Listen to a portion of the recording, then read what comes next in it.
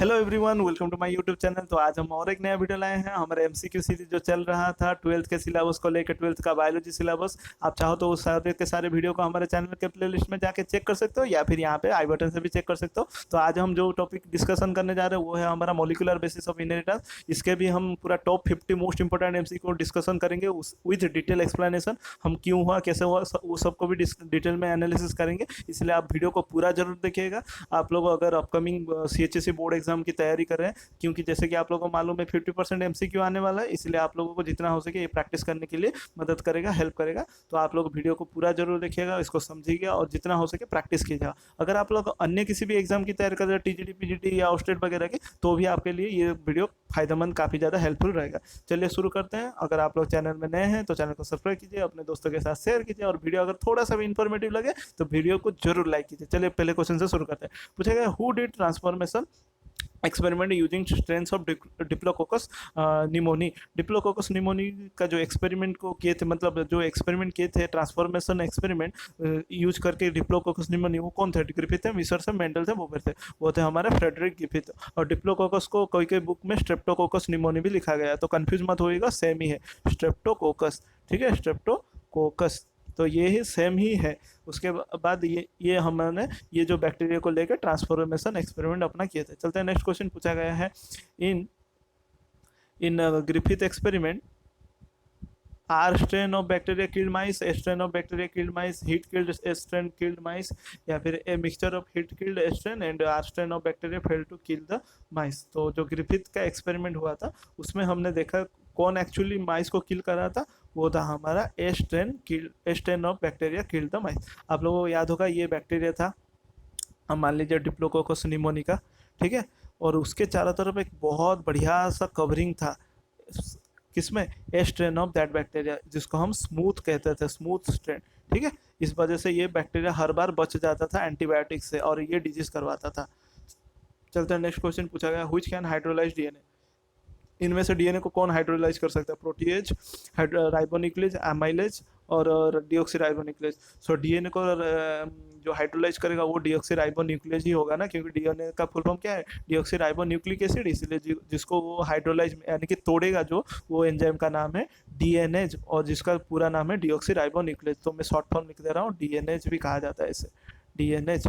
चलते हैं, next question पूछा गया, how many types of nitrogenous bases are present in nucleic acid. Nucleic acid में कितने तरह के नाइट्रोजनस बेसेस प्रेजेंट होते हैं? तो ये भी राइट आंसर इजी सा है, तो 1 2 6 8। तो इसका जो राइट आंसर है वो होगा हमारा दो तरह के न्यूक्लिक एसिड नाइट्रोजनस प्रेजेंट होते हैं, वो है हमारा प्यूरिन एंड दूसरा है हमारा pyrimidine। याद रखिएगा, दो ही प्रकार के हमारे नाइट्रोजनस बेसेस न्यूक्लिक एसिड बनाते हैं। चलते हैं, नेक्स्ट क्वेश्चन पूछा है, which is the base absent in DNA. DNA में कौन सा बेस एब्सेंट है? Adenine, guanine, thymine, uracil. So DNA में जो एब्सेंट है वो है यूरासिल, क्योंकि ये किस में पाया जाता है? ये पाया जाता है आरएनए में, आरएनए में ये पाया जाता है। चलते हैं, नेक्स्ट क्वेश्चन पूछा गया, which is the base absent in RNA. RNA में कौन सा बेस एब्सेंट होता है? वो है हमारा थायमिन, क्योंकि ये हमारा पाया जाता है डीएनए में, क्योंकि आडेनाइन, गुआनिन और साइटोसिन ये सभी के सभी पाए जाते हैं डीएनए, और बहुत आरएनए में कॉमन होते हैं। बाकी जो थायमिन होता है वो स्पेसिफिकली डीएनए में पाया जाता है। पूछा गया, व्हिच इज ए प्यूरिन। इनमें से प्यूरिन कौन है? आडेनाइन, साइटोसिन, यूरासिल, थायमिन। सो प्यूरिन सिर्फ और सिर्फ एक है, आडेनाइन, और अगर और एक ऑप्शन देता तो वो होता गुआनाइन। ठीक है, सो प्यूरिन दो है, गुआनाइन और आडेनाइन। चलते हैं नेक्स्ट क्वेश्चन की ओर। अब न्यूक्लियोसाइड किसको किसको लेके बना है? Nitrogenous bases only, sugar plus nitrogenous bases, sugar plus nitrogenous base plus phosphate group. So nucleoside बोला गया है, आप थोड़ा सा मार्क कीजिएगा, साइड बोला है, तो इसका जो राइट आंसर होगा सुगर और नाइट्रोजनस बेस। यानी कि जब सुगर प्लस नाइट्रोजनस बेस को कंबाइन करेंगे तो हमारा न्यूक्लियोसाइड बनेगा, और उसके साथ अगर फॉस्फेट ग्रुप जोड़ दिया ना तो वो बन जाएगा न्यूक्लियोटाइड, न्यूक्लियोटाइड बन जाएगा, ये भी याद रखिएगा। ठीक है, चलते हैं, next question.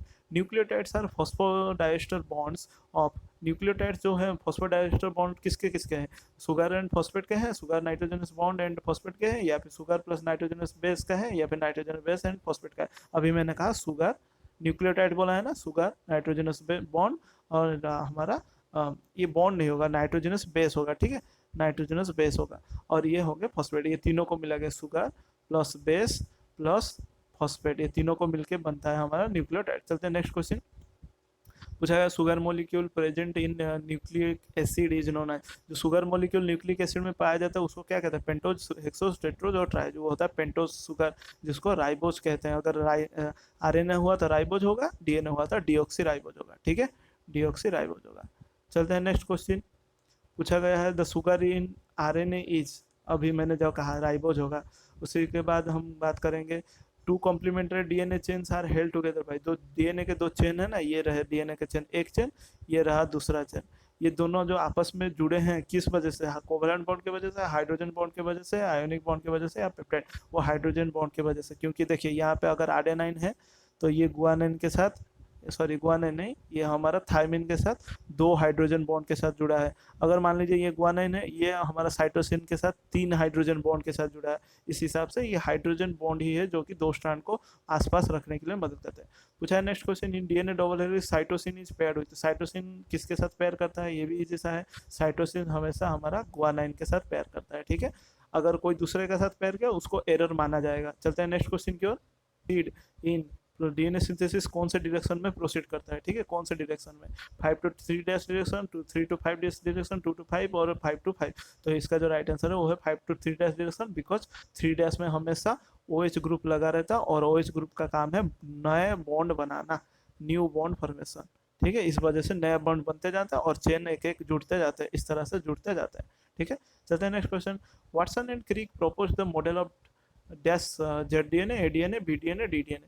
Watson and Crick ने जो डीएनए का मॉडल दिया था वो था हमारा बीडीएनए, और बीडीएनए हमारा राइट हैंडेड होता है, याद रखिएगा, राइट हैंडेड, राइट हैंडेड। एडीएनए भी राइट हैंडेड होता है, डीडीएनए भी राइट हैंडेड होता है, सिवाय जेड डीएनए को, इसको छोड़ के, क्योंकि ये लेफ्ट हैंडेड होता है। तो सभी को हम छोड़ के सिर्फ और सिर्फ एक लौता जेड डीएनए है जो कि लेफ्ट हैंडेड होता है, जिसका पैटर्न कुछ जिगजैग पैटर्न में होता है डीएनए का, ठीक है। चलते हैं next question. RNA form during protein synthesis, जो प्रोटीन सिंथेसिस के टाइम में जो आरएनए बनता है उसको कौन सा आरएनए कहते हैं, आरआरएनए, टीआरएनए, एसआरएनए और एमआरएनए।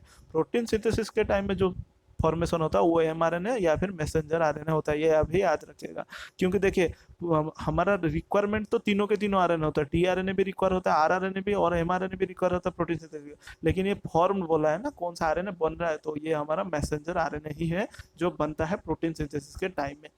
चलते हैं नेक्स्ट क्वेश्चन। पूछा है the most stable form of RNA is, RNA का सबसे स्टेबल फॉर्म कौन सा है, आरआरएनए, टीआरएनए, एसएनआरएनए और एमआरएनए। तो आरएनए का जो मोस्ट स्टेबल फॉर्म है वो है आरआरएनए, जिसका पूरा नाम है राइबोसोमल आरएनए, याद रखिएगा, राइबोसोमल, राइबोसोमल, राइबोसोमल आरएनए, ठीक है। और ये सबसे ज़्यादा स्टेबल है, याद रखिएगा। और सबसे शॉर्ट पीरियड के लिए कौन है, वो है हमारा एमआरएनए। इसका काम होने के बाद ये हमारा डिग्रेड हो जाता है। चलते हैं नेक्स्ट क्वेश्चन। पूछा है the RNA the the RNA having clover leaf model is, अच्छा, the RNA having clover leaf model, अच्छा कौन सा आरएनए का क्लोवर लिप मॉडल होता है, एमआरएनए, टीआरएनए, आरआरएनए, एसआरएनए। इसका राइट आंसर है एस, टीआरएनए। इसको आप क्लोवर लिप इस तरह से देखे होंगे ना, इस तरह से होता है एक आर्म, ये रहा एंटीकोडन लूप, ये छोटा सा वेरिएबल आर, उसके बाद और एक लूप, और ये रहा हमारा 5 डैश और ये रहा 3 डैश OH, इस तरह का होता है ना, इसी को क्लोवर लिप मॉडल कहते हैं। और इसको प्रपोज किए थे होली ने, साइंटिस्ट होली ने प्रपोज किया था clover leaf model of tRNA. चलते हैं नेक्स्ट क्वेश्चन। पूछा है DNA packaging is done by, DNA packaging यानी डीएनए को पूरा अच्छे तरह से पैकेज करके रखने को कौन करता है एक्चुअली में, ठीक है। इस तरह से जो पैकेजिंग करता है डीएनए को कौन करता है, DNA histone, DNA acid protein, DNA RNA histone, RNA acid protein. So DNA का बोला है तो आरएनए का तो कोई रोल नहीं है, डीएनए को पैकेजिंग कौन करता है, डीएनए प्लस हिस्टोन प्रोटीन, जो कि 8 ऑक्टामर होते हैं, ठीक है, 8 ऑक्टामर मिलकर डीएनए को पैकेज करते हैं। चलते हैं next question. In nucleosomes histone forms, histones form pentamer, hexamer, octamer, decamer. अभी मैंने कहा 8 ऑक्टामर हिस्टोन बनाते हैं ताकि न्यूक्लियोसोम बन सके, ठीक है। चलते हैं next question. Which one is the most accepted theory of DNA replication, DNA replication का सबसे ज्यादा एक्सेप्टेड थ्योरी कौन है, dispersive, semi conservative, conservative, hydrolytic. इसका आंसर है सेमी कंजर्वेटिव, जिसको एक्सपेरिमेंटली प्रूव किया था मेसलसन एंड स्टाल ने, Meselson, Mesel Meselson and Stahl, Stahl ने इसको एक्सपेरिमेंटली प्रूव किया था, याद रखिए, by using E coli, E coli bacteria को यूज करके उन्होंने प्रूव किया था कि DNA replication semi conservative mode में होता है। चलते हैं नेक्स्ट क्वेश्चन। पूछा है which enzyme responsible for removing DNA strands is, जो डीएनए स्ट्रैंड को रिमूव करता है वो कौन सा एंजाइम रिस्पांसिबल है, हेलिकेज, लाइगेज, पॉलीमरेज और रेप्लिकेज। सो डीएनए स्ट्रैंड को जो रिमूव करता है वो है हमारा हेलिकेज। जिसको और भी एक नाम दिया गया अनवाइंडेज, या भी रखिएगा वो अनवाइंडेज, जो कि 2 डीएनए स्ट्रैंड को ये मान लीजिए उसको अलग करने के लिए मदद करता है। ठीक है, चलते हैं next question. Responsible for removal of RNA primers in DNA replication. RNA primer को रिमूव करने के लिए डीएनए रेप्लिकेशन में कौन सा एंजाइम मदद करता है? आप लोगों को याद होगा डीएनए खुद से कभी भी, डीएनए रेप्लिकेशन खुद से कभी भी स्टार्ट नहीं कर सकता, ये हमेशा एक प्राइमर के ऊपर डिपेंड करता है जो है आरएनए प्राइमर।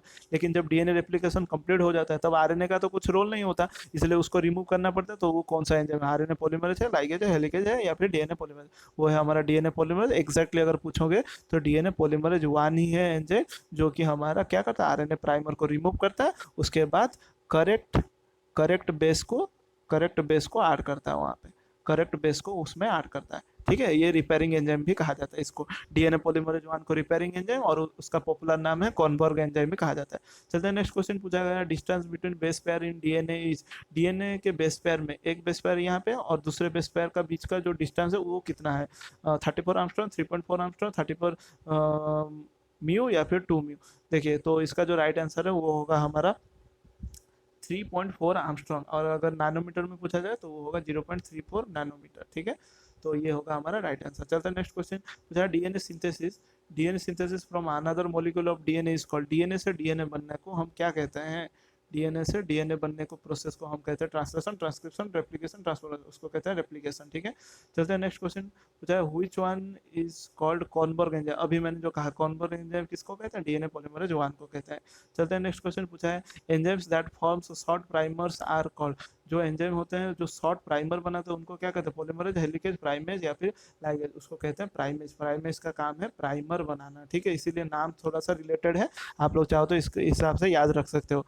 चलते हैं नेक्स्ट क्वेश्चन पूछा है, enzymes that join Okazaki. Okazaki fragment आप लोगों को अगर याद होगा, इस तरह से वाई शेप्ड रेप्लिकेशन फॉर्क जब बनता है, एक तरफ तो कंटिन्यूस होता है, दूसरा तरफ डिसकंटिन्यूस होता है। जो डिसकंटिन्यूस होता है वो लैगिंग स्ट्रैंड होता है, जहाँ पे ये सब छोटा छोटा फ्रैगमेंट को ओकाजाकी फ्रैगमेंट कहा जाता है, जो कि साइंटिस्ट ओकाजाकी ने डिस्कवर किया था।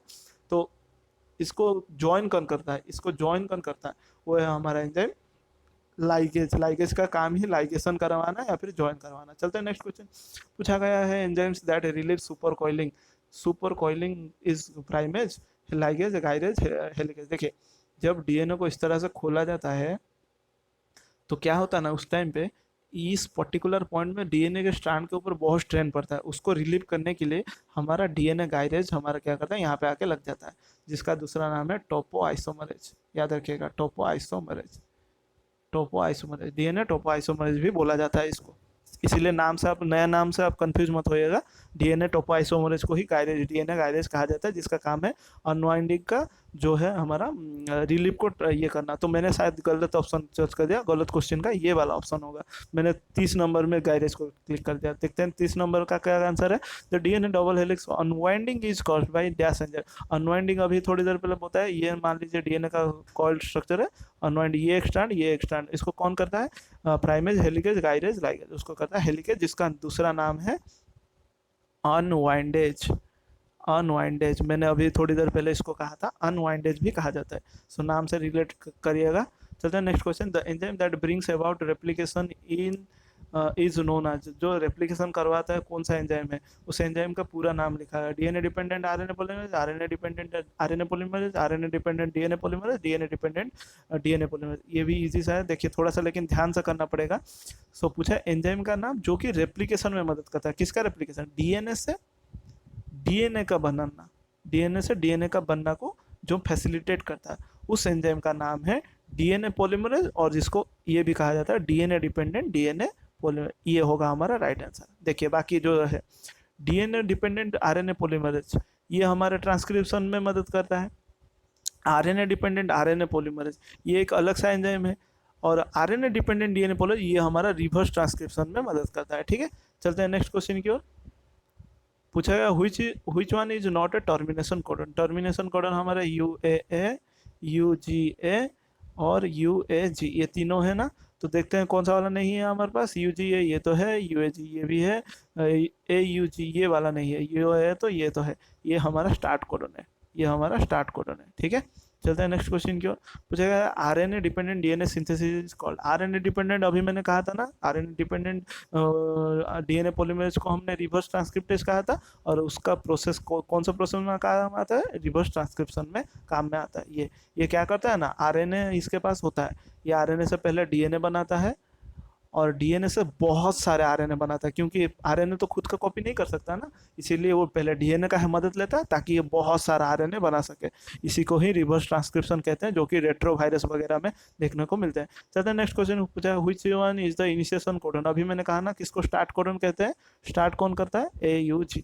ठीक है, चलते हैं नेक्स्ट क्वेश्चन, जो कि कोड करता है मिथ्योनाइन अमीनो एसिड के लिए। चलते हैं next question, the number of hydrogen bonds between adenine and thymine molecule. Adenine और थायमिन के बीच में कितने हाइड्रोजन बॉन्ड होते हैं, इसको मैंने पहले ही बता दिया था, वो है 2 हाइड्रोजन बॉन्ड। ठीक है, ये आर्डेनाइन ये 2 हाइड्रोजन बॉन्ड के साथ थायमिन के साथ जुड़ेगा। चलते हैं नेक्स्ट क्वेश्चन। पूछा है which one is not the part of transcription unit in DNA. Transcription unit का कौन पार्ट, डीएनए में ट्रांसक्रिप्शन यूनिट का कौन पार्ट नहीं है। प्रोमोटर तो है, स्ट्रक्चरल जीन तो है, टर्मिनेटर है, लेकिन इंड्यूसर नहीं है, ये वाला पार्ट नहीं है, तो this is our right answer. चलते हैं नेक्स्ट क्वेश्चन। आप लोगों को याद होगा ना, इस तरह से मतलब कांड है, मैं बता भी दे रहा हूँ। इस रीजन को प्रोमोटर कहा जाता है, इस रीजन को टर्मिनेटर कहा जाता है, और जो बीच में है उसको स्ट्रक्चरल जीन कहते हैं, और इसमें इंड्यूसर का कोई काम नहीं होता। चलते हैं next question. A gene of operon which synthesizes a repressor protein. जो रिप्रेसर प्रोटीन सिंथेसाइज करता है उसको क्या कहते हैं, प्रोमोटर, रेगुलेटर, ऑपरेटर, स्ट्रक्चरल। उसको कहते हैं रेगुलेटर, जिसका और एक नाम है इनहिबिटर जीन, इनहिबिटर। ठीक है, इनहिबिटर भी कहा जाएगा, क्योंकि यही अपना रिप्रेसर प्रोटीन बना के हमारा कोई भी प्रोसेस को स्टॉप करता है ओपेरन में। चलते हैं नेक्स्ट क्वेश्चन। पूछा RNA serves an important role in the synthesis of dash protein, carbohydrate, fat, amino acid. RNA serves an important role in the synthesis of protein, ये होगा राइट आंसर। एमिनो एसिड तो नहीं होगा, protein होगा। Protein बनने के लिए RNA mRNA हमारा मदद करता है। चलते हैं next question. DNA strands are antiparallel because of dash bonds, disulphide, phosphodiester, peptide, hydrogen. So DNA antiparallel किसके वजह से है, हमारे हाइड्रोजन बॉन्ड की वजह से। ठीक है, हाइड्रोजन बॉन्ड ही हमारा क्या करता है, एंटी पैरेलल नेचर शो करता है, ये याद रखिएगा, ये इंपॉर्टेंट क्वेश्चन है। ठीक है, next question. In split gene coding sequences are, coding sequence कौन होते हैं स्प्लिट जीन में, intron, operon, exon, cistron. So right answer है हमारा कोडिंग सीक्वेंस होगा हमारा एक्सॉन होगा, इंट्रॉन होगा नॉन कोडिंग, ये भी याद रखेगा, नॉन कोडिंग। चलते हैं नेक्स्ट क्वेश्चन। पूछा है codon is form by dash number of basis. Codon कितने बेसिस से बनता है, 1 2 3 4, वो बनता है 3 3 ए, ये कोडन बन गया। ठीक है, चलते हैं next question. Amino acid dash number of codons are use. Amino acid को कोड करने के लिए कितने कोडन का जरूरत पड़ता है, 20 40 61 64। इसका राइट आंसर है 61, याद होगा। 64 तो टोटल कोडन होते हैं, लेकिन -3 कर देते हैं, जो कि हमारा नॉनसेंस कोडन है। टोटल हमारे पास 61 ही बच जाते हैं, जो कि अमीनो एसिड को कोड करते हैं। चलते हैं next question. In equal lac operation is induced by promoter gene, lactose, operator gene, regulator gene. So equal में लैक ऑपरेशन इज इंड्यूस कौन करता है, लैक्टोज। जब मीडियम में लैक्टोज हम डाल देंगे, लैक्टोज को डाल देंगे, तो ये जो इकोलाई बैक्टीरिया अपना ओपेरन को ऑन कर देगा। ठीक है, ऑन कर देगा, एक्टिवेट कर देगा, तो लैक्टोज हमारा इंड्यूस करने के लिए मदद किया। उसके बाद चलते हैं नेक्स्ट क्वेश्चन। पूछा है the unit of gene that contains complete information for a polypeptide is. तो जो जीन का यूनिट है जो कंप्लीट पॉलीपेप्टाइड बनता है, उसको कौन क्या बोलते हैं, रेप्लिकॉन, सिस्ट्रॉन, रेकॉन, म्यूटन। उसको कहते हैं सिस्ट्रॉन, जो कि पॉलीपेप्टाइड बनाने के लिए मदद करता है। रेप्लिकॉन यानी रेप्लिकेशन वाला जो यूनिट होता है, और म्यूटन यानी जो म्यूटेशन वाला यूनिट होता है, म्यूटेशन वाला यूनिट। रेकॉन यानी जो रिकॉम्बिनेशन वाला यूनिट होता है, उसको कहते हैं। चलते हैं नेक्स्ट क्वेश्चन। पूछा गया transcription is initiated by the enzyme dash which bind to promoter site. Transcription को इनिशिएट करने के लिए कौन सा एंजाइम है जो कि प्रोमोटर साइट में बाइंड होकर होता है। मान लीजिए ये रहा हमारा डीएनए का स्ट्रैंड, तो ये रहा प्रोमोटर रीजन, ये रहा प्रोमोटर रीजन, ये रहा टर्मिनेटर, ये रहा स्ट्रक्चरल जीन। लेकिन ये प्रोमोटर में कौन सा आके एंजाइम बाइंड होता है, ये पूछा। DNA polymerase, RNA polymerase, helicase, regyrase. तो ट्रांसक्रिप्शन मतलब डीएनए टू आरएनए बनना, डीएनए टू आरएनए बनना। तो इस प्रोसेस में जो मदद करता है वो है आरएनए पॉलीमरेज। आरएनए पॉलीमरेज ये आके बाइंड हो गया, और ये इस डायरेक्शन में जाके हमारा आरएनए बनाएगा। चलते हैं next question. The removal of introns and joining of exon in defined order in RNA is called. Removal, intron को रिमूव करना, एक्सोन को जोड़ना एक डेफिनेट ऑर्डर में, उसको हम आरएनए में क्या कहते हैं? कैपिंग कहते हैं, टेलिंग कहते हैं, ट्रांसफॉर्मेशन कहते हैं, या फिर स्प्लाइसिंग कहते हैं। उसको स्प्लाइसिंग करना या फिर कट करना कहते हैं। स्प्लाइसिंग करना, कट करके फिर ज्वाइन करना, ठीक है, फिर ज्वाइन करना, उसको उस पूरा प्रोसेस को स्प्लाइसिंग कहते हैं। इसमें मदद करता है स्प्लाइसियोजोम, स्प्लाइसियोजोम, ठीक है, स्प्लाइसियोजोम कहते हैं, जो मदद करता है। उसके बाद देखते हैं कॉपिंग of genetic information from one strand of DNA. So DNA का एक स्ट्रैंड में जेनेटिक इन्फॉर्मेशन को आरएनए में कॉपी करने को प्रोसेस को ट्रांसक्रिप्शन, ट्रांसलेशन, ट्रांसडक्शन, ट्रांसफॉर्म, उसको कहते हैं ट्रांसक्रिप्शन। चलते हैं नेक्स्ट क्वेश्चन। पूछा है एयूजी कोड्स फॉर। एयूजी हमारा स्टार्ट कोडन है, याद है, स्टार्ट। तो ये जो कोड करता है ये हमारा मिथ्योनाइन के लिए कोड करता है। चलते हैं नेक्स्ट क्वेश्चन। पूछा है central dogma of protein synthesis. DNA, DNA protein, RNA, DNA protein, DNA to RNA, RNA to protein, DNA to protein और protein to RNA. So central dogma हमारा DNA to RNA, RNA to protein बनता है। जब RNA से DNA बनता है उसको हम रिवर्स ट्रांसक्रिप्शन कहते हैं, याद रखिएगा। इसको हम ट्रांसक्रिप्शन कहते हैं, इसको हम रिवर्स ट्रांसक्रिप्शन कहते हैं, इसको हम ट्रांसलेशन कहते हैं। ये ट्रांसक्रिप्शन, ये ट्रांसलेशन हुआ, ठीक है, आरएनए से प्रोटीन बनने का, और पूरा प्रोसेस को हम सेंट्रल डोग्मा कहते हैं। और ये लास्ट क्वेश्चन है, human genome project was launched in the year. Human genome project को लॉन्च कब किया गया था? 1990 में, इस ईयर में किया गया था। इसको भी याद रखिएगा। और एग्जैक्ट डेट पूछा जाए तो 1 अक्टूबर 1990 को क्या किया गया था? लॉन्च किया गया था, जो कि कंप्लीट हुआ था इसके +13 ईयर्स के बाद, यानी 2003 में कंप्लीट हुआ था। सो इसी के साथ हमने हमारा पूरा मोलिकुलर बेसिस ऑफ इनहेरिटेंस का 50 मोस्ट इंपॉर्टेंट क्वेश्चन को हमने डिस्कशन कर लिया। इसके बाद और एक नया टॉपिक के ऊपर हम वीडियो बनाएंगे। आप ये पूरा जो हमने जितना भी बनाया है अपकमिंग एग्जाम के लिए, अपकमिंग जो बोर्ड एग्जाम के लिए, आप पूरा ये वीडियो को देखिए और प्रैक्टिस करिए, क्योंकि याद रखिए 50% हमारा MCQ ही आने वाला है अपकमिंग बायोलॉजी एग्जाम में। इसलिए प्रैक्टिस करते रहिए। वीडियो को अच्छा लगा तो, अगर वीडियो थोड़ा सा भी इंफॉर्मेटिव लगा, सब्सक्राइब और लाइक जरूर कीजिए। मिलते हैं नेक्स्ट वीडियो में।